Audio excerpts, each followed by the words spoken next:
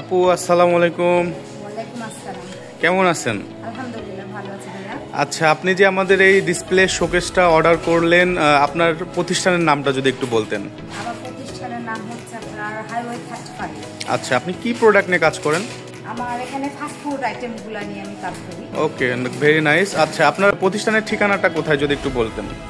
আমার এটা হচ্ছে খড়খড়ি বাইপাস বরেন্দ্র বিশ্ববিদ্যালয়ের সংলগ্ন আমার রেস্টুরেন্টটা, ছোট একটা রেস্টুরেন্ট আমার।